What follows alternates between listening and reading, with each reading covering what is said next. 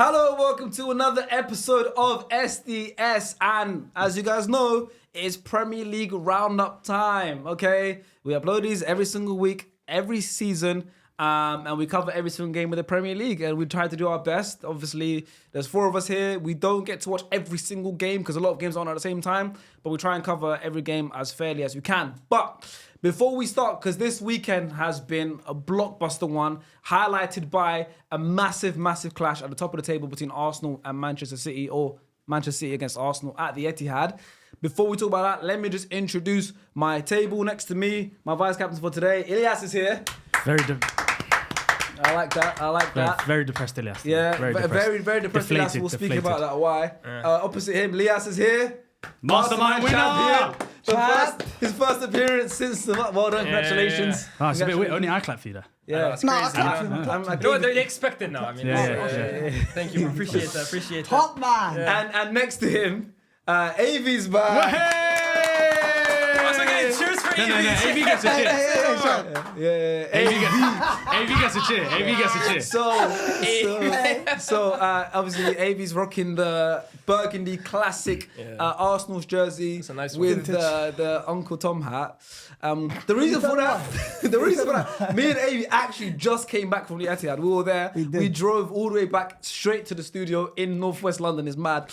Just talk about it. So we're still off the high. Tell them what time it is. It's right now. It's 11:45 p.m. Literally quarter to midnight. So you guys know the commitment that SDS give to you guys. We were at the game. Which was a mad experience. We were in the away end. We were like, my voice was almost gone. We've been singing the whole time. We experienced all the highs and the lows right at the end of the match. There in the crowd, in the thick of it. Ilyas had obviously watched it from home, but he had a great viewpoint from home. So I want to know, obviously, your viewpoint. And obviously, we'll start with the Man City Arsenal game. You watched it as well from home. Obviously, you have more of an objective view. So I feel like I like this table because we have two guys. Well, we do have an Arsenal heavy table, but obviously we have two guys who just came from the game, and we've got two guys who watched at home. One being an Arsenal fan as well, and one not being. We'll start with the Arsenal game, of course. You guys know what happened. The game finished 2-2. There are a lot of talking points. Red card, late equaliser, set piece, Arsenal classic goal, bit of beef, rivalry strengthening even more. I mean, what should we start off with? I think... Let's start off with the red card. We should start with the red... Just go straight into it. Should we talk about the first 5 seconds of the game? The first 5 seconds. Havertz go straight into Havertz, I think the referee done well there to not ruin the game at the beginning. Because obviously we didn't get the right angle. You all saw it. We saw it on TV. So on TV, for me, they only had one angle, which was the overhead angle. Because that's the bird's eye view. So there was only one angle. So no one can see if he stuck his elbow out, if he put his forearm into his neck. Because Rodri went down, he's holding his throat like he got strangled. So if that was higher or anything like that, and he got sent off within the first 10 seconds of the game, I don't think that. But because we know Kai's got that in him. But it's also like the World Cup final 2010. It was just so early. With the young on Champions League. It's so early. You can't ruin a game of that magnitude that quick. Of course, it's a game of high emotions. You know, it's gonna happen. Obviously, go to the red card. Yeah. Trossard. Do I think it's a red card? Yes. It's a second yellow. It's a second yellow. It is a second yellow. I think so, man. It's a second yellow. For me, it's all about, yes, it's stupid from Trossard. Yes, that's he shouldn't have done stop. it. No, yes, it's stupid. But it's so early in the game, high magnitude game. You're human before referee. At least go to him and say to him, yo, bro, like, trust Leo, if you do another challenge. No, but hold on. He had been telling him that throughout the game, and I think that's the issue here. He had picked up his yellow fares, but yet Trossard for me was accumulating fouls. He was trying to nibble at ankles and stuff like that. Like, but I'm sure the referee had probably told him, you're walking a tightrope right now. And right before halftime, gives you the opportunity to go into halftime, clear your head a little. Your manager can speak to you.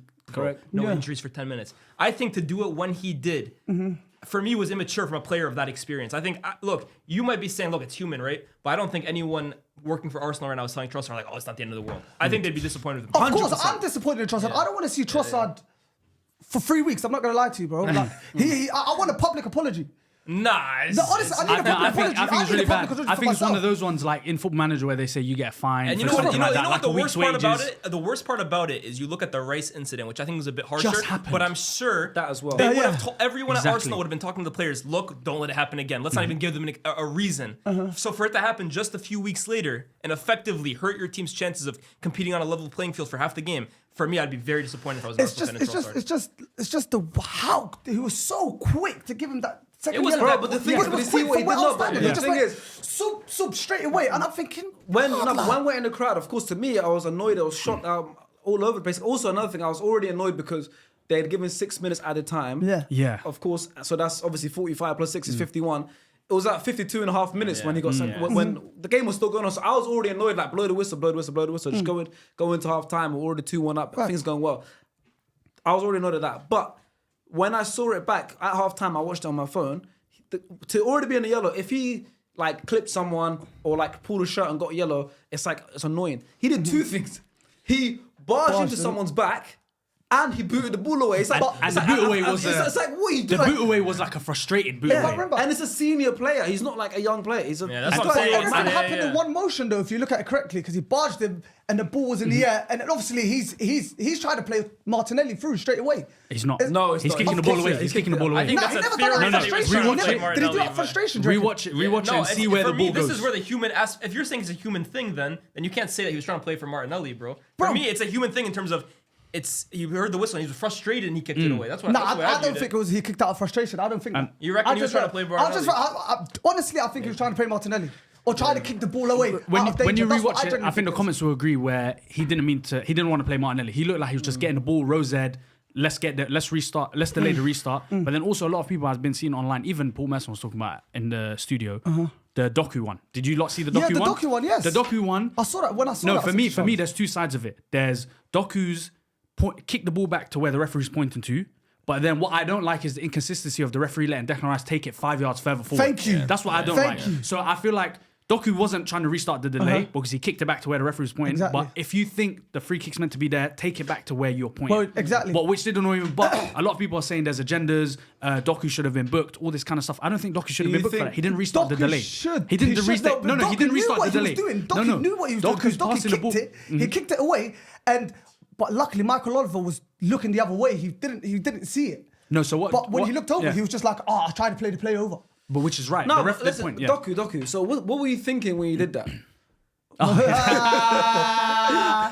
Got me there. I'm upset I missed that one. I'm upset. I should have asked you from Doku's point of view. We just added footballers to this Behind us, podcast. yeah. What we got? No, but can we quickly address the hat? Why? So why'd you come basically, with the it's that hat? kinda reason annoying why I me. wore this hat, yeah, You know you're from West London. yeah, but the reason why I wore this hat is because obviously, first time I'm sitting in I always go to Arsenal away games, but I sit in the home ground, like Man City, for the past 5 years, because obviously I've got a close friend that plays for Man City. So the Okay. friend. You dropped something. You dropped something. You dropped something. Name drop. But nah, You want to tell the audience who your friend is that plays for Man City? Are you shy? You don't want to say his name? Nathan. Nathan. Nathan. He's got dreads. He's got dreads That's too. my brother. That's my There you go. ride or die. I love There you him. go. There you go. But anyways, so for the past 5 years, I've been sitting in Man City end. Yeah. But today, I genuinely thought that we're gonna go away with 3 points. So I said, you know what? I'm gonna wear my geezer hat today because I'm going He was to in the collect trenches. in the trenches. Yeah. The only thing I was missing is a Stone Island jacket. Yeah. Do you know what I mean? That's Yeah. the only thing I was missing. But obviously, I thought we was gonna go get that 3 It points. suits you actually. I Does got to be honest. It suits is you. good. You know what? You know what's funny? yeah. At I first, actually nah. used to wear this hat back in the day. You know. No, honestly, back in like 2013, 2014, I used to wear this That hat. was like part of your this. drip. Yeah. It's part of my drip, man. You might have to bring it back. It's out Bring it There's back. actually a picture of Ren as well wearing a similar hat. It's on his Instagram. I think it's like right at the Who, bottom. Ren? I see people put it on the screen right now. Yeah. Does he look as good as me when he wears it? Nah, you don't have the dreads make it better. So, Hey. Yeah, no. yeah, exactly. Just coming up. So, anyways, go back to the game. We'll obviously speak about the referee because Can we talk about Haaland? I was 100 going to say, games? yeah, Haaland obviously opened the scoring. That's his 100th goal for Man City in 105 He equaled Cristiano Ronaldo's games. record That today, is Equaled. ridiculous. Yeah. Bro, That is insane. when he scored that goal, obviously, my It felt heart too went, easy, yeah, though. But It was too easy. Can I tell you guys Instead why of it was the- easy? You guys were in the crowd. That was very bad defending from Arsenal. of course. I think it was the left side. It was very bad. Califury got absolutely spun by Savinho. He's cut in. So Gabriel's tried to play. Saliba's tried to play him offside. Gabriel's tried to follow the run. So Saliba's done the, when they arch a bit to the side. But Gabriel's tried to follow the run, but he's on the complete wrong side of Haaland. So if Gabriel had stepped up, same as Saliba, obviously just slight miscommunication, but it's always thin margin in these kind of games. That slight miscommunication is the difference between Haaland getting that goal today and not equaling the record. Because if Gabriel I know he's so hard in those moments, just realised Saliba was trying to play him off and he stepped up, Haaland would have been offside. But that finish, Raya's position was a bit poor. Like he showed him the whole inside. The whole goal. Like it was a very great. weird one. 8 minute in, like the head, my head dropped straight away. I said, we ain't got a creator on the pitch. They've already got their token Haaland goal today. It looked like it could be like, okay, if they get the first. Because like Gary Neville was saying, you heard on TV, normally they play first, second gear. Today, that first 30 minutes, they were in fifth gear. They were on it. Oh, bro. All the passes, bow. Savinho was absolutely annihilating Calafiori. Calafiori got saved by the goal, which I think is another crazy talking point because Thomas Partey, the referee, I think... that's another talking point. That's the one. I'm still not sure about it, honestly, man. I'm on Kyle Walker's side on that one. I can hear from both sides. When I first Walker's saw it and I saw him complaining, I was like, what are you complaining about, bro? Get back in position. And then I watched it and I heard the commentary back as well, too. I heard the pundits. And I kind of hear his point, right? If the referee calls you to the center circle to speak, does he need to give you a little bit of time to get back into position? Like, should he be allowing a quick free kick? So for context, if you guys don't know, I'm sure you do because everyone would have seen this game. But yeah, there was a free kick. The referee called the captains over. Kyle Walker being the captain for Man City, to speak to them. And then before Kyle Walker claims that before he could even get back into position, him being a defender, of course, he's got to get even further back.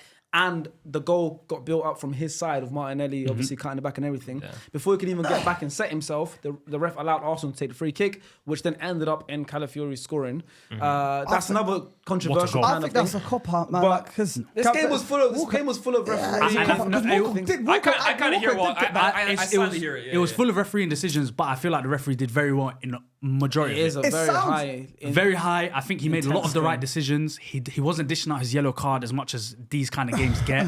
Like Havertz should have been booked for his one. He gave Miles Lewis-Skelly a yellow card before he even played in the Premier League. Haaland slammed into Saliba like 5 minutes later after the Havertz one. He didn't get a booking. Like I like the way he let the game flow. It was a tough one. I think it's a tough one for refereeing decisions. I mean, we're not going to use up all of our time just talking about refereeing decision. Like, there's a lot I want to speak about the game. Calafiori, first of all, unbelievable finish. Great goal. It's one of those ones that's like, I felt like, as soon as the pass came in, I don't know, I was like, he's going to score this. He ran off halfway. While it's in mid-air. It's one of those, just as it's past the penalty spot, he's already run off. We've all played football. You know sometimes when you know it's going in. I've had loads of those. Everyone I'm sure he ran straight to Arteta. Bro, I respect that. And he pointed at him. And he was basically saying thank you. But what I do respect about Calafiori, he was having a very bad...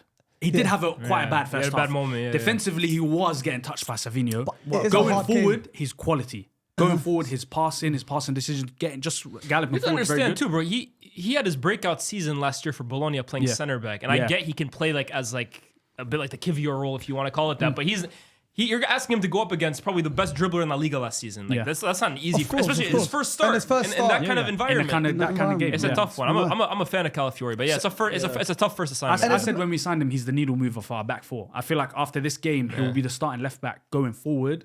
And I feel like Timber will be the starting right back front. I think this is our best back four. I think this is our best back four. He's going to be interchanging. He's going to be interchanging it. It depends on against Liverpool. He might play that back four again.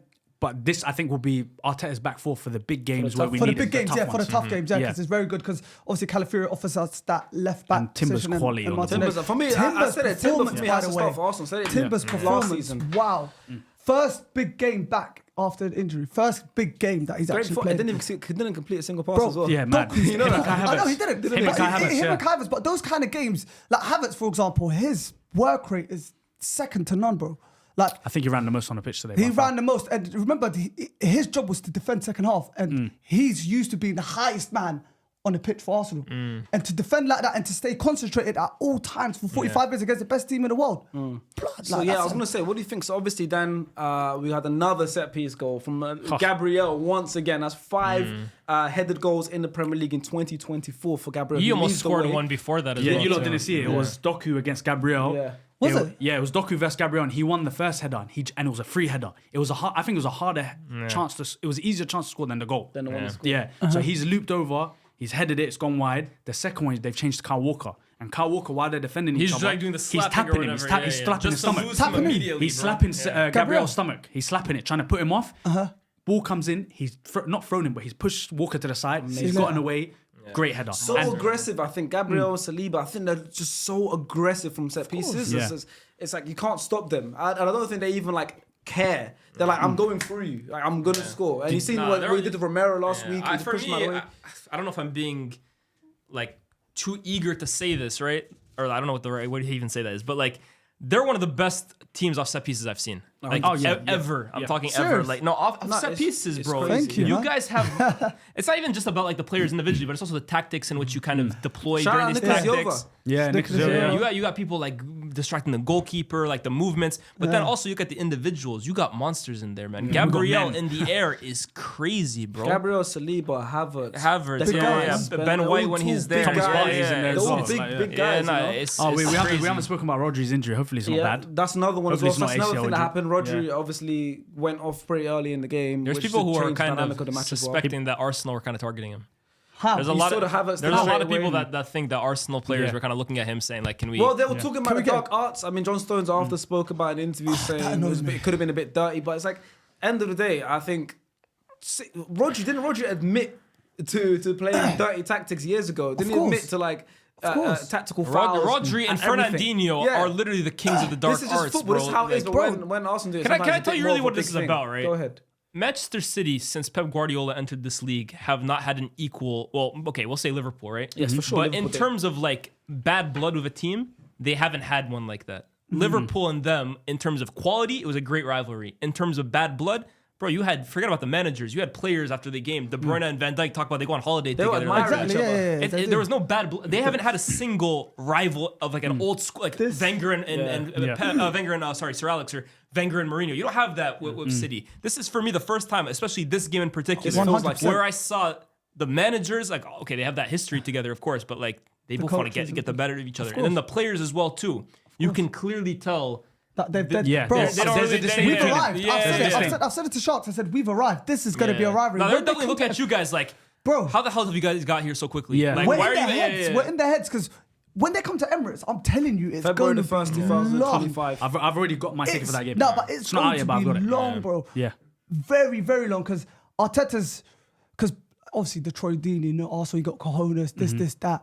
And people always trying to get onto us about we're being low block and stuff like that. But we're not trying to be low block. It's the situation Arteta was forced in. He signed Mikel Moreno. He signed, obviously, Erdogan's out. Both of them are out. Those are our creative players. He hasn't got a striker. I Obviously, thought you went down to 10 men, bro. 10 men. That's- yeah, I know, but I'm just 10 saying, men, as of late, like obviously other games, people are saying it's so boring to watch Arsenal, this and that. Bro, sometimes you got to look at it and be like, Arteta's accepted that his attacking players are not to the quality he wants them to be. So let me be hard to beat in my box, Bro, whether and it's in my place. boring So let's or be not, that's compact. none of my concern. My thing is, course. as a job as a manager is to win football matches, football match, right? Set your 100%. team up to succeed. Say it will team up to succeed. Succeeding means winning. Facts. Right? How you win is- you go for yeah. winning, right? How you win now depends. There's different ways depending on who Different you play opinions on against, that. different opponents, etc. Right?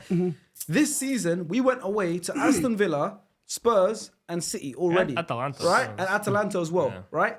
3 out of the 4 of them we kept clean sheets. All 4 of them were undefeated in. We haven't lost a single one of those 4, and they're all 4 tough away games, right? Could easily And been 3 out of 4 of them 9. were clean sheets. It could have easily been 9 out of 9. So okay, yeah, exactly. And the 3 Premier League ones, Villa, Spurs, and City, could have been 9 points out of 9 away games and 3 tough away games. We got 7 out of 9. If you told me we'll get 7 points out of 9, I'll chop my hand off for it. It's true. It's insane. So the way people are saying, "Oh, this is," but you're getting it, this doesn't matter to me. My thing is, Arteta is a very, very great tactical manager. He Amazing. knows if we're going to this team, we have to play like this. Then another game, the next game, he can adapt. The word for is that team. versatility. The word Yeah, is versatility. So you have to be versatile because Yeah. then the other thing is now people are cooking Ange for not being versatile. Exactly. So it's like, what do you want? Do you want a manager to have one style and stick with it? But when he does that and doesn't work, you're cussing out Ange. But you want a manager who's versatile At and the end of- changes. at the but end then of the day, sometimes you right? don't like it. At We the have end of the 3 day- away games in a row this week. Of course, we're gonna have a week we're And defending. a lot. one day less rest. What I like about Arteta is he's showing the people that he can be Jose Mourinho at low block.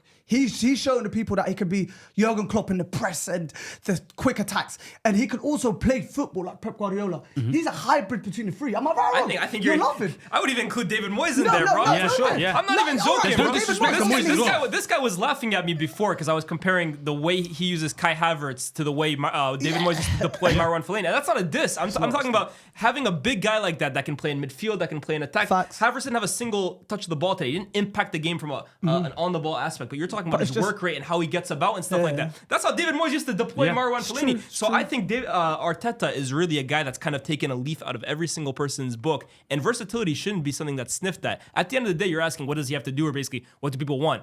Winning is ultimately the only thing that people will finally get behind. So if it eventually brings major trophies like the Champions League or the Premier League, no one will be able to turn their nose up at that. For sure. I want to ask a question about you guys at the game. Obviously, you lot in the away section. What was the general feeling when Saka got hooked off at halftime as being the sacrificial lamb? Initially confusion, because I don't know why I didn't expect Arteta to go 5 at the back straight away into the second half. I thought it was gonna. I remember you put in a group chat. I put in a chat. I was like, okay, now we're going on 10 men. Take off Calafiori, right? And then bring on Ben White, move Timber over to left back, and then just play like a 4-4-1 or for a bit, you know, or 4-5 flat for a bit. When Saka came off and I realized he was going 5 at the back, I was like, I understood, because he's going for Saka as a sacrificial lamb because he knows Martinelli works like a dog. Havertz works like a dog. Saka, I'm not saying doesn't work hard. He does work hard, but he is not someone that's gonna, especially with 10 men away from home, like Martinelli, run non-stop headlessly. We lost our best creative player on the pitch today because we had no Odegaard, etc. But I think it was a smart decision. If you're gonna take off an attacker, I think it had to be Saka. Because Martinelli looks down and just runs. That's all we needed today. That's what we needed. Because obviously, I wasn't mad at it. How industrious that guy is. No, but I wasn't really mad at that because I knew straight away he's obviously going to go 5 at the back, and obviously the whole game plan is boom, Martinelli on your back, and Raya. Obviously, if we get a goal kick or whatever, Raya can just play him through straight away and go long. But yeah. But Raya, for me, I think that conversation's coming soon. Saved my life, bro. Raya, that's the conversation. Changed me, man. He's up there with the best goalkeepers in the world. He's getting up there. I think he's already Raya, I think Courtois there. He's one of the best. For me, Courtois and Alisson are the two best. They're the two clear ones, but I think Raya for me now. I don't put Edison there. Edison has shot stopping. Yeah. Courtois and Alisson for me are just like, they're freaks, man, honestly. Yeah. But I mean, the way David Raya has played this season, I was saying the other day, he's moving like Casillas recently, bro. Even he's like 3 double saves. Raya's distribution, his penalty saving, what it is his with Raya reflexes, that I really everything. like, right? I just like the fact that, for me as a goalkeeper, everyone talks about, okay, can he play with the ball at his feet? Can he be really good at distributing or whatever? I think the ultimate job of a goalkeeper is, can you just be reliable? Like, if I'm a defender, can I just be confident that there's not going to be mistakes with you? And I feel like Raya, that's the word for him. He's just dependable, man. He's a safe pair of hands. Commands his box. Yeah, and now he's adding these crazy There's no one. I think he's might even be one of the best, or if not the best goalkeeper in the world at dealing with crosses. Of course, bro. I've not seen this for a long time. A keeper, every time the ball comes into the box, there's 7 men around him. And he drops to the floor, and it's his. Oh my God. But the mad thing is, when they had a corner last, you know when Gabriel Jesus gave them a corner? Bro, I looked at Shark, I said, oh my God, this might be a goal. Bro, next figure, you just see Ray just come up, zoop. I was like, yeah, you see this, brother? No, his commanding of the box, his distribution is really good. A lot of people underestimate his distribution. For me, his long balls. He's just good all across the board. His kicks from the hand, his decision making. He gets up so quick. Like all those little things, like his reflexes. His reflexes. Arteta saw something Raya that no one saw, and when he replaced Ramsdale with him, and everyone's like, why is he replacing him? Ramsdale's so good passing with the ball, blah blah blah. Raya has made the difference, and he's shown why he is Arsenal's number 1, and he's edging to being that best keeper. For me, Martinez is in there. Those players are all in there. That's the best comparison between Ramsdale and Raya, right? In terms of, I remember when it first came down, people were looking at Ramsdale. He's able to make these crazy saves. Raya had maybe a blunder in the first few games, but I talk about dependable. As a defender, those guys have no worry about Raya. There were times, especially towards the end of Ramsdale, that, does he have a howler in him? Does he have a lapse in concentration? Yeah. With Raya, you have no question about that. Look at all the great back fours, the Vidic, the Ferdinand. Who's behind them? Van der Sar behind them. Petr Cech behind Carvalho and Terry. Liverpool, they had Alisson behind, who was it? Matip and Van Dijk. Do you know, every quality back four has got that 3-man, that triangle of unreal goalkeeper and the 2 centre-backs. Can I say this as well, too? I think Raya how good he is at claiming crosses massively impacted the way City approached the second half as well too. Because I was like, this is a game for me. Okay, now that Arsenal are going to play basically 2 banks of like 5. Yeah. No, we played a 5 and a 4. It was 5 and a 4. Yeah. And every time, Yeah. Sorry for cutting you off, but what I loved the most of that 5 and 4 was when Ruben Diaz had the ball, they said have the ball. Yeah, of course. Yeah, Keep the ball, my brother. Keep it as long as you want. Was smart as well. Though. That's what I'm saying. Ruben Diaz today must have had the most touches of any player. Him and Kovacic. But you look at it. Yeah. I guess that's what I'm saying. I feel like City just gave up on crossing because they knew that you have Saliba, Gabriel, those guys, and you have Raya good at claiming crosses. But then it just became basically a case of like, okay, Gvardiol to Diaz, Diaz to Akanji to Walker, and then the stat today, I think it's City took 28 shots in that second half. 13 of them were taken between Walker, Akanji, Diaz, and Stones. Of course. And the overall XG accumulation of it was like 0.78, meaning that every one of those shots averaged out to like 0.02. So Arsenal basically limited the best attacking team on the planet to pop shots from their center backs from 40 yards out. It was their only choice because we said it was our only choice. We're watching it. I said to him as well, obviously, park the bus is a thing, but already having the best defense in the world, having amazing defenders, and the way we were so compact and we moved, so when they moved to that side, we all moved to that side together. They only could shoot from the edge of the box. And do you remember Arteta's secret assistant? Yes, Arteta's bro. The whole reason why these men will go like this and like that. Had a secret assistant manager. Bro, Jorginho. Of course. I've got videos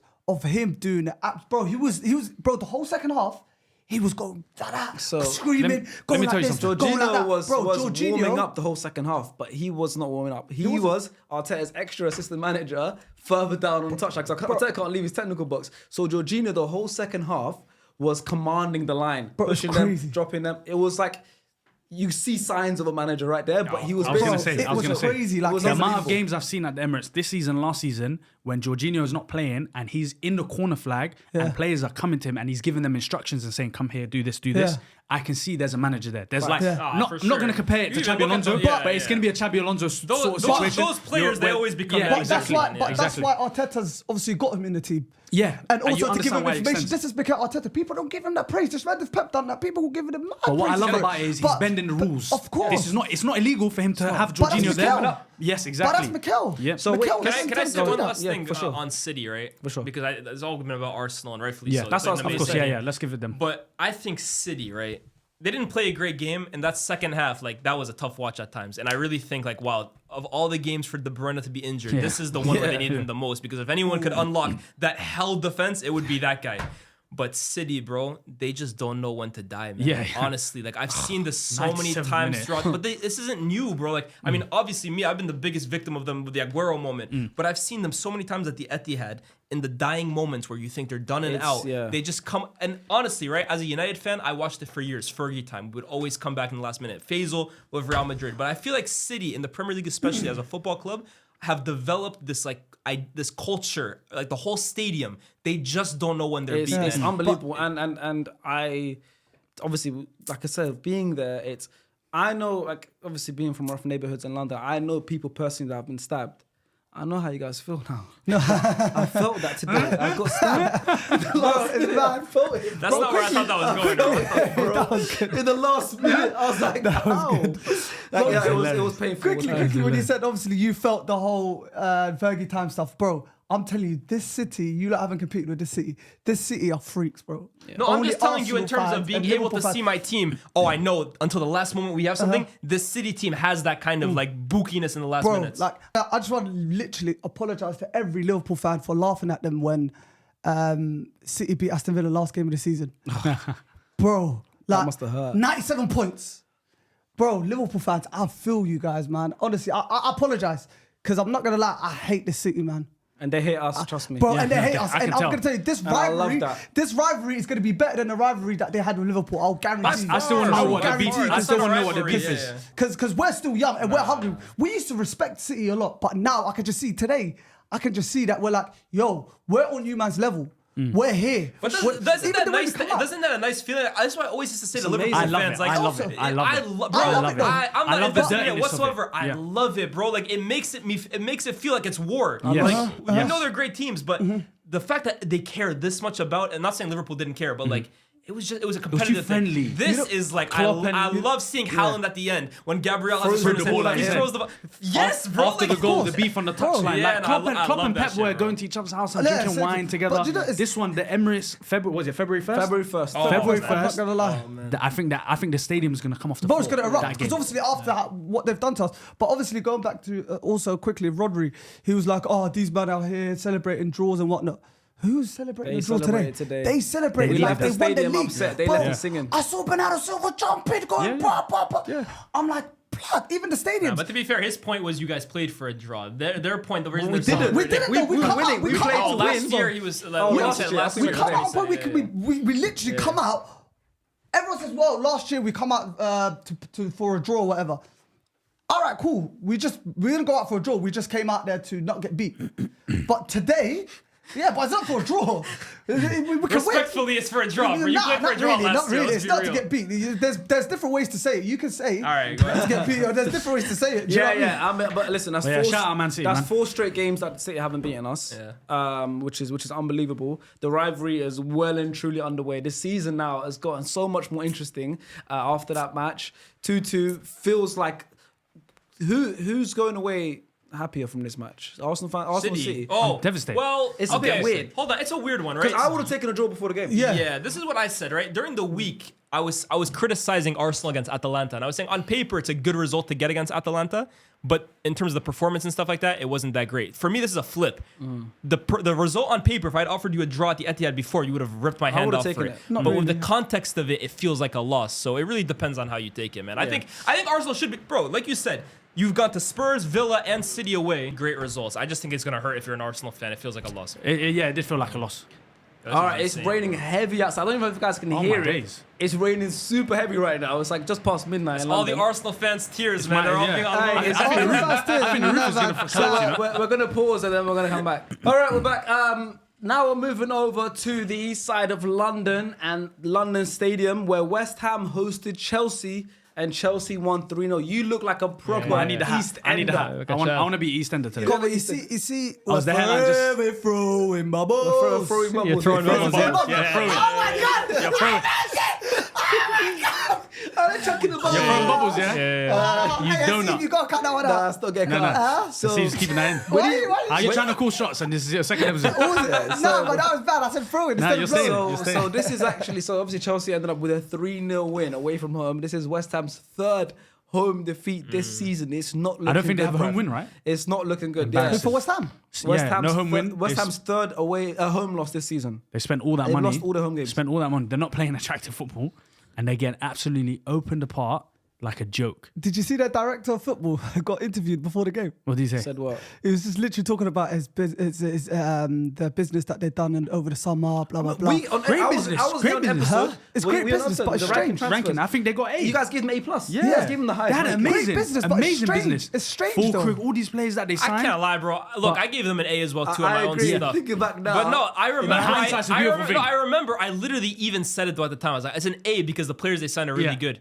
But I've seen West Ham sign Felipe Anderson. Yeah. I've seen West Ham sign Sebastian Haller. I've Yep. seen them sign Yarmolenko. Yep. We Diamante. guessed them like crazy, and they never end up working out. Like West Ham make good signings when it's Antonio, Yeah. and when Even it's Paqueta, Suchek, even and when Bowen it's from yeah, there you go, Championship. bro. From Like these when they players, try to go to Carlos Soler and Yeah. PSG, that's not your bag. Yeah, bro. that's leave not that, their bag, no way. leave that to the Stokes and stuff like that. I agree, but let's speak about Chelsea here because I feel like the Chelsea fans have been waiting for us to give them credit for a long time. Yeah. And you Chelsea, can't blame us Chelsea. for not because the last 2 seasons of covering the Premier League, Chelsea haven't been great. They've not been great at all. But things are looking on the up.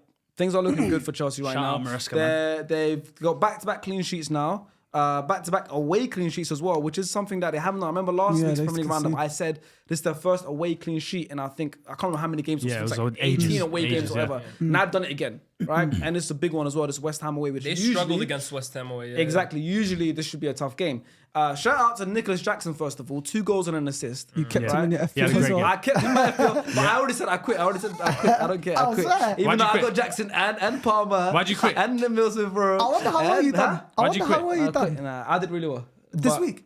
I don't know. I haven't checked, but I don't care about FPL. Yeah. But I'm That's done. the end- I that's for the quit. end of the show. That's for I the end of quit. the That's show. the end of the show, right? It was the end of the show. I had a good week. Nicholas Jackson. Nicholas Jackson. No, he had a great game. He had a great. Two great. But now he looks like a man full of confidence because Finishes even his are nice. finishing. The finishing. When he's not thinking too much about it now. Now it kind of looks a second nature. He's being played through. He's not even thinking about it outside the boot. Usually, sometimes he'll touch it and then he'll do. He looks like a man full of confidence. The Michael Jackson were dance, there. I was gonna all of that say. stuff. Yeah, the thing is, The Man City game. You remember the game against Manchester City in the cup last FA Cup semi-final, right? Yeah, me and Ilya. I don't know if you were there, Sharky. I don't think you were. We went for the night. FA Cup semi-final, Chelsea versus City last year at Wembley. I think I wasn't Ben there. got us. Yeah, me and Ilyas were there, right? And he actually played like a good overall game. Like it was a typical Nicholas Jackson game, like running the channels. He had this one run against Kyle Walker where he left him for dead. He was holding up the ball well, but every single time it came to like the final touch, it was just all over the place. There was one point where he just overran the ball completely. One time he tried rounding the keeper and stuff like that. That's always been my issue with Nicholas Jackson. Does he have the cold-blooded like killer in front of him in front of goal? Because he's a good footballer, no doubt about it. Very good. But you look at the way he started the season. He's starting to score those what I call the easy goals, right? Yeah. They look easy on paper in terms of Haaland. That's his whole goal catalog, like the what, it just 5-yard rolls under the headers, keeper. the 5-yard headers, the one-on-ones and stuff like that. And I always say to be a top goal scorer, in my opinion, you have to have like 15 of those goals. Like your whole goal catalog can't be like all of the ones Darwin Nunez scored this weekend. Yeah. You have to score the easy ones, and then you can add a few of those other ones too. facts. And that's something I'm seeing of Nicholas Jackson. He's starting now in front of goal. You can count on him. But you know what's good about those easy goals? You say, yes, they look easy, and of course they are, but they always happen for a striker with confidence. Yeah, because facts. when you don't have confidence, you won't put yourself in that right position. Yeah. Because you have that little bit of, I don't know. Overthinking. Yeah, a little bit overthinking. So you might, but whereas if you're full of confidence, I don't know, you just naturally hover to the right position. I don't know what it is. I mean, we've all played football. I kind of feel it runs. sometimes as well. I see Nicholas Jackson. His runs. His are runs. absolutely He's a amazing. box crusher. Bro, Call yeah, him he after is, the bro. FA He's Cup like, semi-final. I He's remember a last box year when they crusher. first signed him, I was looking at him. I was like, oh, you see this brother? Like he's doing the right runs for a striker, and his work rate is really good. And when you create those right runs, goals will follow. And now this is what's happening this year. He's got a lot of slowly. hidden stats. It's like you think about Jackson, you think this guy doesn't score that many goals or anything. But since the start of last season, he's now scored more non-penalty Premier League goals, 18, right? Since than the likes of Dominic Solanke, Alexander Isak, Son Heung-min, He's second, Kai right? Havertz, and Mohamed Salah. Is he second behind Haaland? It's insane. What, Probably, since- Yeah, I think he might be Since second the I start think behind. the last stat with season. Haaland was like Since since last May. season. He Yeah, has the he's second scored most. more yeah. non-penalty goals than all of these players I just named. And Fair play. I don't realize you think of Jackson now, he's not a striker that scores enough. But yeah, big up to another player that I think these last couple of games for Chelsea that's been very, who very you were gonna say. important. Robert Sanchez. Oh, no. You didn't think? Robert Yeah. Sanchez. I was going to say Caicedo. Yeah, it was I was going gonna say Caicedo as well, Robert too. Sanchez, though, in the last two Premier League games for Chelsea, 14 saves, 3.76 goals prevented, expected goals prevented, including a penalty save against Bournemouth. Yeah. He's another player on the other end. Like strikers, if a goalkeeper is playing with confidence, they massively course, change it's the still team. night and day. He just, same as David Raya, like he's got his points this season already. Robert He's Sanchez has slowly. got 2 clean sheets in a row, and he saved them, these 2 clean sheets. 3.76 goals. That's about almost 4 goals they should have conceded in those last 2 games. They've conceded 0. There's a couple is things. insane. There's a couple Chelsea, things I man. want to talk about Chelsea. Go ahead. Is the way they've been building up, the slow build up, the 1-2s, drawing in the defender, taking them out of the game. The goal, I think it was the second goal when Caicedo played through Jackson, Yeah, and yeah. but outside the boot one, that was perfect. It was 3-4 passes. They drew out. I think Paqueta, he stepped in. Was it Mavropanos and Mavropanos and Kilman? No, it's Kilman and someone else. No, Mavropanos played. Yeah, Mavropanos they played. were split because I think one came short with the winger. Jackson's through, finishes, beautiful. And then another one, Tosin was very good. He came in at centre back. Yeah. He played really good. Pop the balloons today. Yeah, free transfer. He came in. They pushed for Fana out to right back. Fana was drowning out at right back, but I don't blame him. He's got inverted knees as well. He's got Somali knees. Rafa Yeah, he's got a Rafa Varane could it knees. be, though? But he was struggling at right back, but they've got no right back at They the brought on moment. the Could it for be? him. Yeah, but Tosin was good. Obviously, I thought Caicedo, I Cucurella's think, was Cucurella's has Cucurella's been carried on. faultless. He's bro. carried on his form from the He's Euros. faultless. He's Like, carried there's on the nothing you form. can say about him anymore. Like, he's a good another left back. thing I love that Enzo said at the end of the game. You heard what he said at the end of the game in the press conference at the end What did he say? when he said, "If you don't buy into my philosophy, something along Oh those yeah, lines. if you don't buy, you don't play. you don't Yeah, play." yeah, yeah. Love it. And I love that. That's a man you could tell he's from the school of Pep. If you're not buying into what I'm doing, get the hell out of here. And he's done that with Raheem Sterling, and he's done. They've got 50 players apparently. Yeah. You're only seeing 22 of them all the time. Even the way he done the interview where he was like, "These are my players. I've got Neto and Nolly on this He side. says, I I've respect got him a Cole lot. Palmer and who is it? The He other said one? Joao and Joao Cole. Felix. Joao and he Joao said Felix, Joao and Cole Cole, Palmer. they play in the 10. Yeah. He play. And Cuckoo Noni Jackson. and Pedro, they play on the right. Yeah. Jaden and Jaden Mitch, had what a is it? decent Mitch game or as whatever. well. Mucci or whatever. Yeah, Mucci, they play on the yeah. and then he And says then Nico and- Christo and Jack and Nico, Yeah. they Nico play up up front. top. So And it's then you like- can play here and here. I like it. I like it a lot. He knows his team. Like he knows who he wants there. Do you know what I mean? Yeah. But obviously, is it now? Because obviously, look at Chelsea's last 3 teams they played. Who was it? Bournemouth, West Ham, Bournemouth, and Crystal Palace. Palace. Obviously, they drew the Palace game. Could it? Is it because of their opponents? And But not last getting year, if too you remember, excited and Evie, like- last year, if you remember, They they were had a losing very those good games. record against the big teams, and it was Yeah. against the smaller small teams teams. that they Yeah. weren't able to break down. But I can see what Enzo's trying to implement, and it's slowly starting to work. And the thing with Chelsea as well, too, right? So they're competing for top 4. Let's be real, they're not gonna win the league. They're not going for anything They're else. competing with Villa. They're competing with Newcastle. I would still say Newcastle, Spurs, United, Chelsea. They're all fighting for top 4, right? sure. Whether you think they're gonna make it or not. For sure. They have more individual talent than all of those teams, in my opinion, and they probably have more depth in those Much more attacking depth. positions than any of anyone. those Do you teams. see who they brought on that 3 now? Yeah, that's what I'm saying. You got Joao Well, Felix Felix back, and yeah. Kunku, And- and Cole- Mudryk didn't even Cole come off Palmer the hasn't bench. hit form yet. Right, Cole exactly. Palmer's just there like, Yeah. hey, I'm Yeah. gonna get my Scored a sneaky little beauty goal. goal. I'm gonna get my Yeah. sneaky little So goal. really, He's the on thing 4 that's going to assists, come bro. down to is coaching, and that was the question. I guess that's maybe the reason people left Chelsea out of their thing because we don't really know a lot about Maresca. But on current evidence, look, I respect the likes of Emery, the likes of Ange. Maresca right now, early doors, he's showing that he can hang with those guys, man. Yeah, I feel like now they're just gonna give them time. I feel like They they're realise- giving Enzo time. Yeah, I feel like they're Enzo giving time. him the luxury of we're not gonna do what we've done with Pochettino. Exactly. Obviously, Tuchel, as soon as they came in, they got rid of him pretty much. They're gonna give him. Let's give you maybe a season and a half, 2 years. No, I think longer. I think they'll No, give no, him 3 no, years. I think they're gonna give him a year or two. I mean, let them decide Yeah. their ownership situation anyways. Yeah, I right? heard They got to beef. figure out who's They've going to got be. beef. Yeah, Clear clearly Lake got beef with each other. Boldies, yeah. I feel like they're giving him the time now to develop certain develop players players, and play his style of football. And I still think they've got Lavia to come back into the team, which will dethrone one of Enzo or I think it's Caicedo. going to be Enzo. I think it's gonna be You Enzo want as to well. speak on West Ham a little? Skipper now, man. Go, yeah. West Ham, Lopetegui spent all that money and he's Because ass. I was seeing a lot of people saying, "Oh, this is why you shouldn't have fired Moyes." Like, "Oh, look, No, this is why no, they fired." yeah. I was like, "Bro, it can be two things at once, right? Like, Yeah. Moyes' time at West Ham was coming to an end. Thank you for the trophy you brought. You led this team to great things. That doesn't mean that you're the guy to lead West Ham forever. Yeah. That also doesn't mean that Lopetegui has to be the guy to replace him. I looked at that appointment from the start and I said, "Is that really going too far away from the way West Ham are currently playing? Like, is this the best replacement to completely shift your club's ethos?" I wasn't a huge fan of the appointment then. I'm looking at it right now. I don't think he's going to last long at West Ham. Yeah, me personally. neither. I feel like once he does go, I think I'm giving him till Christmas. If things go I like think that's this, generous. I'm looking at the West Ham fans leaving within like yeah, 70 I minutes. feel like they should go down the Premier League. I feel like guys like Gary O'Neill, Bournemouth manager, I forgot his name, Iraola will be a good manager. Those kind of managers, what they should be looking for, because West Ham's a big team in the Premier League. They're a big team Definitely. in Big comparison. stadium, No good disrespect to players. Wolves, big respect to Wolves and Bournemouth, Yeah. but like Wolves they're just just getting strays recently, bro. West Ham can go there. Wolves are bottom of the table. Nah, Lopetegui was yeah. at Wolves. Lopetegui was at Wolves, right? Yeah, he was. Yeah. But they can go to Wolves and say, Gary O'Neill, we need something. Oh, And Gary he's saying, O'Neill hey, at West Ham take care. go hand in Do you know what I hand. mean? Yeah, Iraola, Bro, I those see kind of that managers. happening. Yeah, bro. Gary O'Neill at West Ham go hand I think in those hand. kind of managers. I think those kind of managers are tailor made for West For Ham. me right No, now, but that's kinda Lopetegui, he's moving like when Pellegrini took them over right now. Bro. Exactly. That's what it It's reminds like that. me of. It's just like that. Yeah. And Gary O'Neill's booming with Wolves at the moment. Yeah, as but well. He's not doing well. He's doing horrible. They're rock bottom. 1 point, bro. Oh shit, they are Bottom rock of the table. bottom. Yeah. But they Oh, you actually thought play they good were football. No, they're bro. playing I good tell football. you, bro, just No, but bounce off our points, bro. No, but they actually play good football. though. But sorry, but actually they actually Like, play it good is weird, football. it's weird, It's weird. weird, Yeah, I because- watched him Newcastle. I'm That goal in Can I Newcastle. say this? Oh, What's I don't look at the last table. week. I don't look at the table. I bro. know it was last Into week, it. but that goal they scored against Newcastle Yeah, when João beautiful. Gomez dummied it Yeah, for yeah. who's I can't Lamina, remember Lamina. for Lamina. Oh, yeah. That was Bro, by the way, me to a T. I love VAR it. hates Wolves. VAR, Wolves, yeah. Wolves are the I feel unluckiest sorry. team of Last 2, officials, 3 bro. years. I feel sorry for them, man. But yeah, I mean, big up to Chelsea. So far, Yeah. you're doing good. I'm not saying I hope you guys continue it because I'm not a Chelsea fan. I don't care for you guys. But big up to you guys. And lastly, at the moment, looks like Faisal's keeping his hair, which I is think he good. will. yeah. I think he will. Liban personally. might be going green. If you guys don't know, Liban and Faisal have a challenge of forfeits.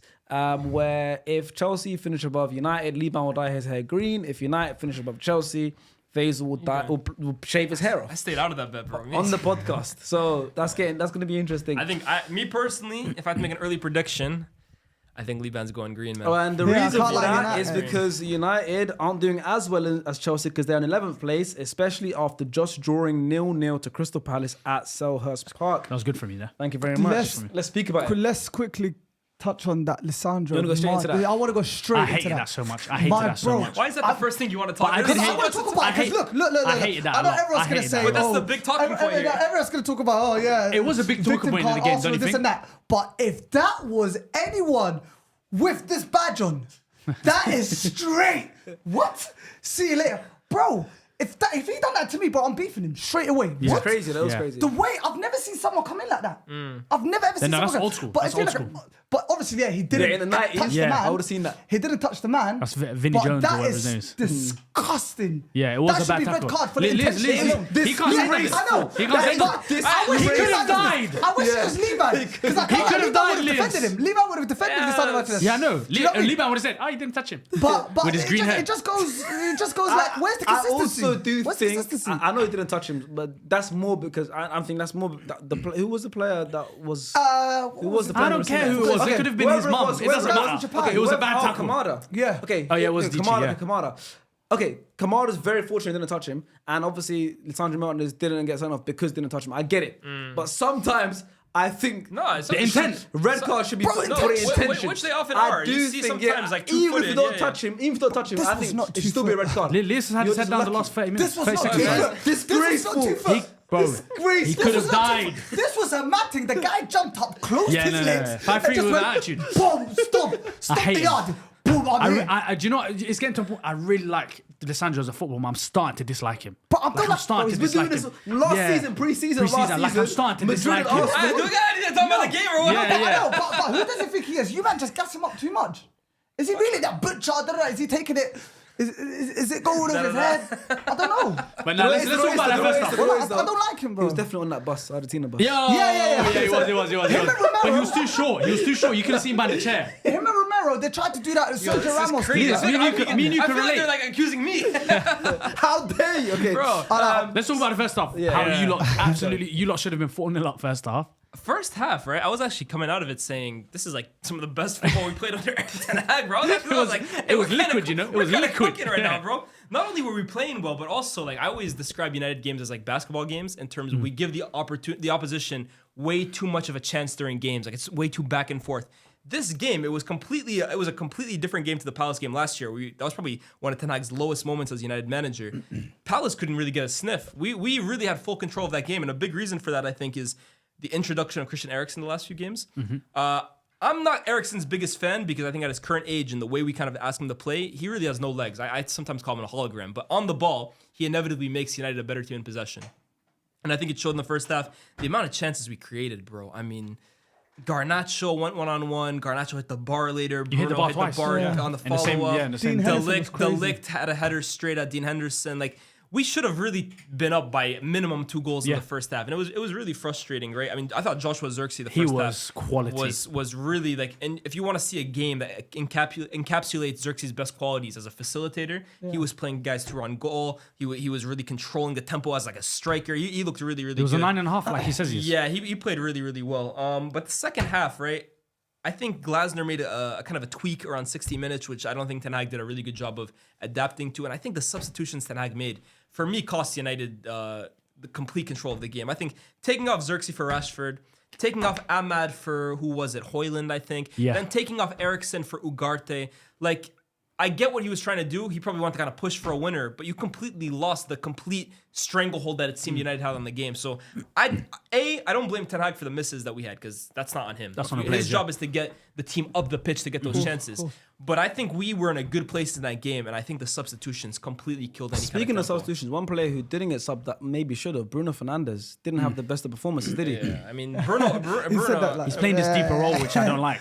Bruno for me has been bad this season, personally. I don't think he started the season well whatsoever. And the thing with Bruno, right? Everybody is talking about the under Ten Hag, like Abs will always tell you, right? Under Ten Hag, he's starting to gain this maturity on the ball, and you're starting to see a new side of. Me personally, I don't really see it, but I can acknowledge he's a little more careful on the ball than he was under Oli. But still, Bruno Fernandes is not an efficient player in terms of in possession. He's a killer ball kind of Killer player. ball He guy, wants to play 100%. that final pass. Always. But he's not efficient. But we live with those deficiencies because he's capable of moments of brilliance. When those moments of brilliance don't come, you're left with a player who at one point in this game, no exaggeration, lost the ball 4 times within 10 seconds. I think it was 30 possession. He lost it, we won the ball back. He lost it again, we won the ball back. He lost it again, we won the ball back. He lost it again, damn it. Like, at some point, you have to take him off, bro. Like, Bruno Fernandes is not Messi. Like, if he's not having a good game, take him off, bring on Mount, who's on the bench, I don't know, change things up. But it seems at this point, like, we're living and dying by Bruno Fernandes. And maybe a few years ago we had to. I don't think we have to anymore. New contract curse? Look, Aubameyang had the same thing. I think the stat was he lost the ball possession 34 times. But with him though, he's always been like that though. Does that even crack his top 10 most dispossessed games for United? But Bruno Fernandes has always been like that. He's always been that type of player that obviously, like you said, he always trying to find that killer pass. Like I said, but we live and die by it because typically he comes up with that moment. But when he doesn't come up with that moment, we're left with we're playing with 10 men basically. It's true. Another curse was a former player curse. Sean Henderson was a master. I thought he was a decent keeper. Yeah, so have I. I mean, I thought you lot should have kept him after that. The season he was at Sheffield, and they finished in the top 7. Yeah, he played really well. There's a reason why, and he was even that season at United.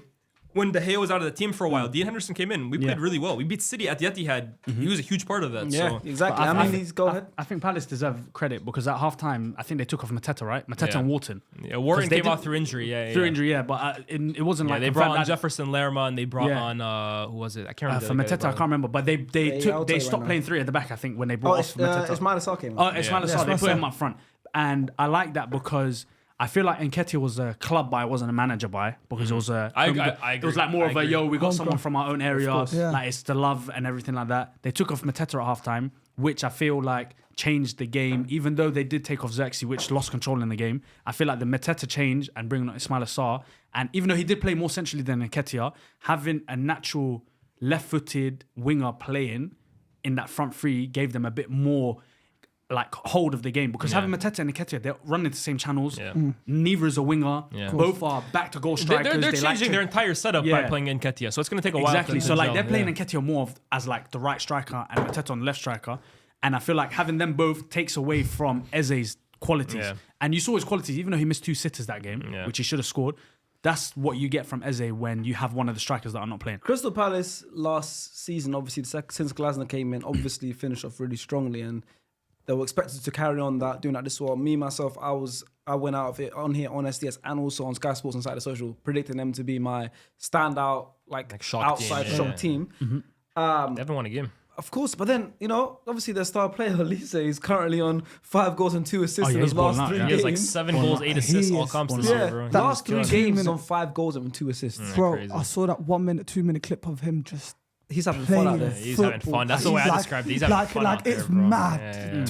He's loving life. I ain't never seen Elise smile so much in my life, bro. He's happy, bro. Last minute free kick against Man United, and he didn't even smile. Bro, and now bro, you don't remember when he said that on Instagram messages? He's like, I'm on the bigger and better things from Reading. And now he's on he's finally on the bigger and better things, bro. Yeah. Some of the chops he's doing, I'm just like, crazy. But I say this on United, though, by the way. I think United now, it's 7 points out of a possible 15. We have 5 goals, I believe, in 5 games. So 0 goal difference. Following up from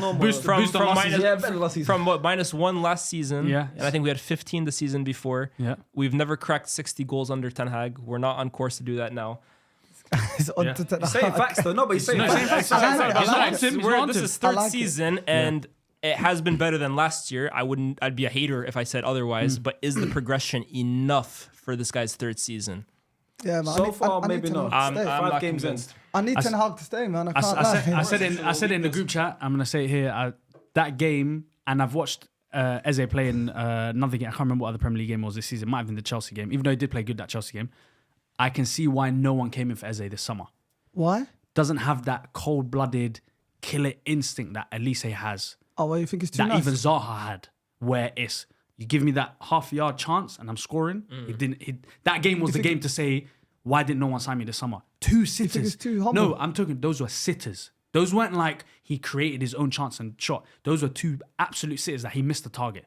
I think one of them missed the target. I can't remember the other, but absolutely missed the target. And I feel like that annoyed me a lot and made me realize why I think Parish came out and said no one came in from this summer. There's a Palace fan who actually said similar. I follow him on TikTok. He said similar actually that the reason why that's the difference between Olise and Eze, for example, and it's why Eze is still at Crystal Palace. Yeah. He doesn't have enough of like an I'm him kind of like. He doesn't have that I'm him. Do you know what I mean? Like it annoys me. Like when I watch Eze, there's a player there. Unbelievable. There's an amazing technical technician, but he doesn't have that but thing. that can't be taught. That thing, it can't be taught. Thing can't be taught. That's a whole. You're born with it. I think he's just humble like Saka, innit?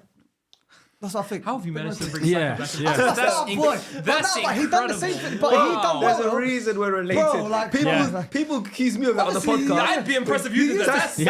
That is my blood. Honestly, That's a new low. That's a new low. That's a But wow. I'm using him as a reference, innit? Yeah. You could Because have used any obviously player he's to use. Yeah. No, but Saka's perfect, innit? Like, obviously, I watch Saka all the time. Saka's perfect. Yeah, like for me, like That is he's such crazy. a nice guy. Like That is crazy. I'm not gonna That glazing is not normal. You had a daughter. Yeah, go ahead. Finish If I that had a sentence. daughter, If you had a daughter. and I had someone like Saka, obviously I wouldn't mind it. I would love it to be my, but obviously. You let Sorry, Saka take her yard. No, put your how. Look, not Saka. I said someone of Saka's caliber. If it's something like that, nice, good boy. Do you know what I mean? Send the Uber Lux there. This guy's telling. But what you were talking about, Eze, he done well against Chelsea though. He gave him that. No. Do you know what I mean? He's got that about him. He did, but I'm saying even when I watch that Chelsea game, he don't have that thing. It annoys I know me. it means- Ahmad doesn't have it as No, well for man. me. You They know- don't have that thing. agree. This You is a agree? myth. It's a Ahmad myth, doesn't man. have that It's a thing. myth. Can I That's just all quickly the break myth down for me. Ahmad for you? Just 1 second. I've been saying I want to say this to go you, ahead. and I've been waiting to be on the podcast with this for go this. ahead. Perfect opportunity. Ahmad doesn't have that thing that all Man United fans say he has. He hasn't got the burst in pace where he can beat a man. He hasn't got that the playmaking ability for a left-footed right winger. He hasn't got that killer left foot where you know if he's going on his left foot, there's nothing you can do about it. He hasn't got that. He hasn't got the shot power from the edge of the box that I haven't seen. I've seen him score great goals for Sunderland, but that's the Championship in League One. And like his crossing ability is not that great. And all these Man United fans say, he's our saviour, he's the guy, play him all the time, this and that. I don't see what Ahmad has that all these fans see in the Man United fans. And I feel like I'm speaking on behalf of like a lot of other fans. Like when Ahmad plays, I'm like, It's a bit like though. In all fairness to United fans, it's a bit like how we was with Saka. You know what I mean? No, because from early we saw Saka. I'm a big Ahmad fan. So I want him to be good because I like him a lot. Let me refute that, right? Like, I don't think you're wrong in everything you said. Me personally, I've always said I don't think Ahmad is like Messi, for example. Ahmad is 22 years old, right? Like he's not 16. Yeah. Like if he was 16 doing this, then you could say, okay, he's the truth. Wow, so he's had a few years in the Championship. This is his first year really in the Premier League. I don't think Ahmad is like some we've never seen before talent. The reason I really like him is because he's one of the few players in United's front line that I actually feel takes care of the ball and wants to like keep possession. He can take on his fullback. He's not rash. I do think that the issue with there's two issues with him for me. He doesn't have that nastiness as well too. Like I feel like at times he's too nice. He wants to pass instead of shoot. Maybe he shoots instead of passes. And I also think the physical aspect of it, that's always been a question for me with Ahmad. Like, in fact, the fact that he's even starting games for United, at one point I doubted it because he's a little small. And he doesn't really have like that core strength to him, whether it's bursting past the player, whether it's like rasping a shot.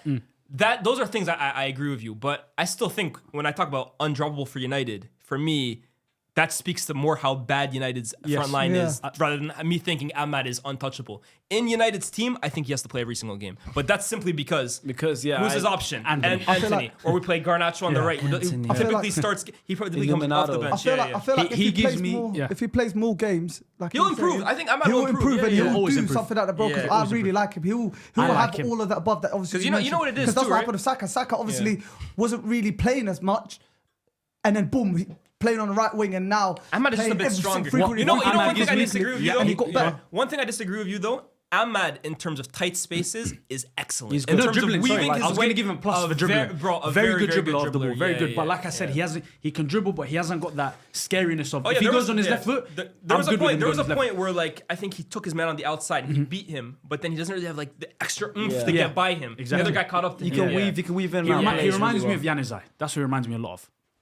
Early Januzaj. Technical player. Technical, very neat and tidy, but just doesn't have that that extra. Fair All right, enough. let's move on now. Let's move on now to North London, Not London. where Spurs hosted Brentford, and Brentford with another early goal to start the game, just like they did against Man City, with Ilias opening the scoring. Wow. What a finish, though. Thank you very much, boys. What a finish. I appreciate the finish. It's very good. I work hard, long time for There that you go. finish. And you're an Arsenal fan, so Left of course. foot, I put top corner. Very good. What Man. a player, Can you please sign for us and replace Gabi Jesus? I'll try, brother, but I don't want to play behind Saka. No, Yeah, but I want to start. I want to start. Exactly. That's We'll No, probably. I want to start. I want We'll to start. play you as a false nine. No, I want to start. No, I want to start. I want to It's start. true. Literally. Will you Elias- pay for my new hair? Yeah, I got you, man. I will come for you. Sharks. I'll come for you. I'll come for you, brother. You literally, yeah, obviously. And Buemo now obviously is playing. He was playing up front because Wissa's being injured, so he's playing up front, kind of like a double with Carvalho, but Carvalho's kind of playing in behind him. But yeah, and Buemo opens scoring very, very quickly. Can I say this? He's the most underrated player in the league. I agree with you. He's the most underrated player in the league. Buemo. Yeah. Do you know what I really want him to do? 4 goals already this season. I want him Last to. season, I swear he had what, like 9 and like 19 or something like that. He was bro. on. like, I want him to leave the Premier League. He will. or I want him to go. PSG To, or I want him like- to go to a good team abroad and really get his flowers. PSG? But he's in the AC Premier Milan and League. stuff Champions like In the League. Premier League, Hey, he's the only team I can see him going to realistically that's like a top 4, top 6, 8ish club is probably Tottenham. Spurs, Why yeah. not Liverpool? Liverpool, I feel like he won't be a good enough Salah replacement, and it's a lot of pressure. It's a lot of pressure. I don't think anyone will be a good enough No Salah one- replacement. and I but think like, anyone I that think it's goes- because he yeah. plays for Brentford. Like I really like. I'm not saying that's what you mean, but like Yeah. I feel like inherently because he's a Brentford player, we think I he get can what you mean, replace yeah. Salah. But the way he plays and the production he gives you, right? Like he's good. Bro. Brentford don't miss Ivan Toney. They didn't miss him last season when he was out. Yep. They're not missing him this season. That's not to say Ivan Toney's not a good player. But Brian Mbeumo is of that level. He's what, 24, 25? Like, No, it's He's 25. It's 25. 25, bro. Like, Wissa as well, obviously, is another reason why they haven't missed. bro, they're a crazy Tony. 1-2 Yeah, punch, yeah, low yeah. key, Very bro. impressive. They look like they're doing better But than like Ivan you Toney. said, I mean, like you said, Yeah. you're saying obviously it's because he plays Brentford, but it shouldn't be because Mane played for Southampton. You know, That's a good point. Very good point. And look what he turned out to be. But So- Mane, you take- no, that's a good one. but Mane the- wasn't replacing anyone in Liverpool. No, but I'm saying it's not You about get the. what I mean? Yeah, I'm not even different saying, by the way, replacement. I'm not saying he's going to come to Yeah, Liverpool. the level, the They jump, jump- the jump. I ain't trying to say, by the way, Mbeumo's going to come to Liverpool and score 30 Of course, goals. of course. Yeah, No yeah. one's saying that, but we're just I know saying. the comments are going to No one's going to He's replicate what replacing Salah. Salah? Nah, relax. No but- one is yeah, replicating what yeah, Salah's yeah. done and replacing Salah. But you know the general, how the public, how they are. Yeah. The first player Liverpool signed, that's a left-footed right winger. Of course. That is Salah's replacement. Yeah. The pressure's there. Whatever number he gets, and that player will probably get number 11 like Salah. It's a long day for them. United should go for him. Huh? United should go for him. Why not? I know, but I don't think they got a another talent fun ID like fact- that. Yeah. Another fun fact about Brentford scoring so early is that they're the first side now in the competition's history to score in the opening minute of back-to-back Premier League games and lose both matches. Not great for them. Spurs, I obviously. like Thomas Frank as a manager, man. Very good manager. We Very good manager. spoke about that last week about how much we actually all rate him. He's another manager I think, like you said about Mbeumo, I would love to see him go and manage a top European side. Yes. I think he can definitely go and do that. But anyways, let's speak about Spurs. On the other hand, Dominic Solanke opened his scoring tally for the Got his little season, meaty getting a tap-in. tap-in. What impressed me though this match, James Maddison pressing high. He's so good at that. Played Right? left 8 as well, which was Yeah, nice. obviously they had this now, this attacking looking midfield of Bentancur, Maddison, and Kulusevski, but it's worked this game because Andrews played the same 11 as they played against Arsenal, and he stuck to it. But I think he deployed it differently because I think in the Yes. first game against Arsenal, I wasn't on the pod last week, but a big criticism for me was I feel like the start of the season, Maddison has been a lot more like withdrawn. Like we haven't really gotten the chance to see Maddison, the creator. Like he's playing almost as like a controller of tempo. That for me is a Maddison. He is a guy with incredible delivery, like good creativity. You want to get him closer to goal, in my opinion. I think this game you kind of saw the return to Maddison as like an actual number 10, rather than the guy who's basically picking up the ball from his own center backs at times. That's how he played against Arsenal. Yeah. I agree with you completely, and that's why he looked so good today. But I was watching him because I watched the first half because obviously it was one of many 3 PM kickoffs. So I watched the first half of this game. How'd you watch that? Huh? How'd you watch that? Oh, He was at the game. He was at I the was game, there. I and was then there. he You was left at the at game? halftime to I go was to there, Anfield. yeah. Okay. Just yeah. making sure. Like I don't know if you're doing any illegal streaming. No. No. What? Whoa, Okay, whoa, okay. I was actually- mute that, but we don't want to get you off now, bro. Mute It's that. hotting up the whole thing. Relax, So, bro. How have you been here before? No, he needs some SDS, Yeah. some etiquette. He needs some etiquette, training. podcast He needs etiquette. some training. He needs some podcast Don't out etiquette. my don't guy worry. like that He needs ever some again. media training. Training. I was actually in the Middle East watching on Bain Sports, so there you that's go. how I watched the Exactly. Yeah, Freedom I have to go back Kickoff. to New York. to watch- Exactly. Yeah, In yeah. other We countries, would never ever disrespect in other the countries they have blackout. No, contracts. never I watched the disrespect blackout. first half of this game, where the first 2 goals came from for Spurs. Yeah. But yeah, like I said, I was watching Maddison a lot, and I was very impressed by his role specifically because he did actually kind of have the best of both worlds. He was playing very high up as well, Yeah. and that's obviously off the ball, was playing very high up. That's when he obviously was pressing very high, really well, collecting the ball all high pretty well, creating obviously Got one of his the goals goal, created. yeah. The goal came late on. But also, there was also times when in possession, he dropped very deep. Right, he dropped very deep. He was playing kind of like a double pivot with Bentancur and controlling the ball very, very well, controlling the game very well. And I was really, really impressed by Maddison in this game. And we know obviously how good he is and how good he could be. And last season, I feel like it was a much different player. Last season, he was the 10. But it's the injury this as well. season, he's 8/10. Yeah. You know, it's different. He played left side, which was really good for him. I like left side because he gets the cutting and he's got a good left foot where he can use his left foot. Yeah, I definitely did like it. But also, all of Ange's old tweets came out. I don't know if you guys saw on Twitter. What's that? Definitely him. I feel like he might have been him. I feel like a lot of those tactics have been deployed. You'll find out. Don't worry. You know, the funniest one is hilarious. He used like mate and like that. Like, The mate killed me. The invert. invert. I like my fullbacks to both invert. Solanke's a world class hot tweets target like striker. 2014 and shit. Yeah, him talking about James Maddison playing the left 8 and all that kind of stuff is amazing. Twitter's hilarious. The football community is hilarious. Another player who scored, Brennan Johnson. Shout out him, man. Back-to-back games now. He scored obviously midweek. He did score as well in the Carabao and scored now after a tough week and it's taken down in social media. Very, very good finish. Very good finish. Goal. Very so good way finish. to respond to the critics. Just the crowd as well, I think, with his goal celebration. I respect it. I mean, the home crowd. I just want to do this. I just want to do that. I was like, hey, we doing, man? But it was very well taken finish, you know. It's a very low I and love hard those strike finishes, across the goal. It's kind of my favourite, and he took it very well. And obviously Maddison late on. They don't know what we used to call you. Sunday Sharks. That's me, bro. I don't know. You don't know. Oh, no, AV wasn't around then. You're new gen. You know what? Actually, I did know that because in the penalty video that we did last year, you called yourself that. Yeah, I even put it on that. Yeah, he's called Sunday Sharks. When we used to play football, Sharky's now retired. He's a former family man now. Yeah, he's a family man. He looks after his body, health as well. You know that kind of vibe. But we used to call him Side Netting Sharks. Yeah, when we used to play football. I only used to score side netting. I wasn't happy if it didn't go anywhere in another side netting. Right foot, left foot as well. Don't forget left foot. Yeah, left foot. There were sessions I'd turn up and I'd say I'm only scoring left foot today. Yeah. And I only score my left foot. I told you, you're new gen. You don't know about side You're netting. 2024 player. You're 2024 player. I'm an old head. This is how my dad tells me about like when he used to play, bro. Like, I was a guy running in behind him. Like, you're 60 something, bro. Like, yeah, you ain't running behind. So what are you gonna call me then? That's what you sound like right now. If he's side net, what are you gonna call me? Huh? We just call you AV. No, like Lee Catmull. Lee Catmull. Lee Catmull. Yeah, Lee Catmull. Never. You tucking your shirt at a ball? Of course you're Lee Catmull. No, but that's just for aesthetics, isn't it? See? Rodri tucks in the shirt. Well, you're not Roger. You're not Roger. Relax. Bro, 7-aside football, bro. 7-aside distributor. The worst 6 you'll ever meet. You tried. He is like Lee Catmull. Hey, no. Come on, let's not talk about outside stuff. Let's talk about Tottenham. Brentford. I want to talk about that 50-50 you tried to do your Thursday. Let's talk about how Brennan Johnson. That 50-50, that was bad. Let's not talk about it. We're not going to talk about it. We'll talk about off camera. But no, like Brennan Johnson done well. Shush the crowd. Well, shush the haters. Just as he should have. Has he been harshly treated, or do you think it's still? It's the price tag. It's the way he plays. He's not that great. Yeah, we should never. You should never abuse people on Instagram, bro. No, never. That goes without saying. Never. Obviously, everyone will say yeah, but I mean, kind of like sometimes people deserve it. Sometimes people deserve it. Man. Come on now. I mean, you could do certain stuff where you deserve it. P. Diddy deserves it. Oh yeah, he deserves it. Yeah, you know what I mean. We compare Brennan Johnson and P. You know what I Diddy mean? the same. Crazy. Yeah, even if you Johnson. SDS podcast can we compare P. Diddy to Brennan Johnson? How many bottles of baby oil we got, Brennan Johnson? Let's stick to football. Let's stick to football. But to actually give Brentford a little bit of grace, they have had a tough start to the season, but also they've played tough games. They've gone away to Liverpool, City, and Spurs already this season in the first 5 games. Obviously, they've lost all 3.